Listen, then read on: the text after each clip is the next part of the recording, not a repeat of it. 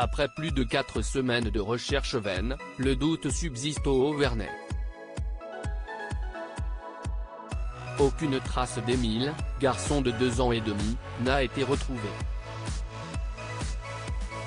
Une information judiciaire a été ouverte pour disparition inquiétante et le maire du hameau en question a partagé son ressenti au micro de CNOU.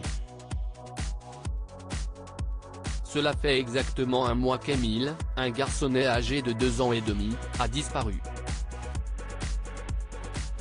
Gardé par ses grands-parents maternels en ce début d'été, il a échappé à leur surveillance le samedi 8 juillet 2023.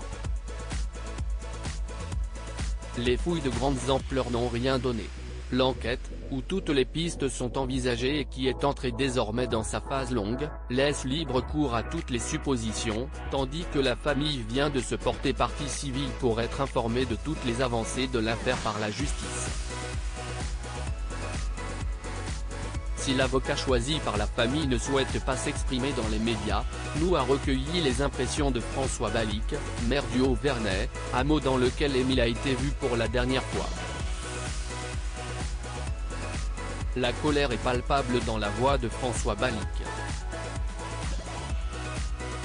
L'édile du petit village a fait part de son sentiment après un mois de recherche pour l'instant vaine. Mon sentiment, si est-il la colère. Quand on voit qu'on n'a pas retrouvé Émile dans la commune, si est-il qu'il a nécessairement été déplacé. Cela ne peut pas en être autrement. Il n'a pu être déplacé que par des adultes, par un ou plusieurs adultes. Soit on a affaire à un fou, soit on a affaire à quelqu'un de machiavélique. Visiblement très affecté par cette affaire, il s'en remet à la justice en espérant la fin de ce dossier qui met à mal toute une famille et touche la France entière. Un hameau déstabilisé, une famille dans la TNT. Le Haut-Vernay a rouvert ses portes ce lundi 7 août. L'arrêté d'interdiction d'accès au hameau des Alpes de Haute-Provence n'a pas été renouvelé en fin de semaine dernière, a appris ce lundi 7 août France Info auprès du maire du village. Son accès, limité auparavant pour tenter de retrouver le calme, laisser les enquêteurs travailler et éviter toute curiosité malsaine, est donc nouveau autorisé à tous depuis samedi soir, après près d'un mois de fermeture. Le maire se réserve le droit de le rétablir si la situation le demande.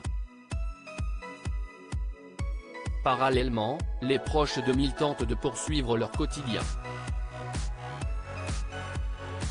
La mère du garçonnet, Marie, mère au foyer, et sa petite sœur Alaïs âgée d'1 an ont été vues se rendant à la piscine du village.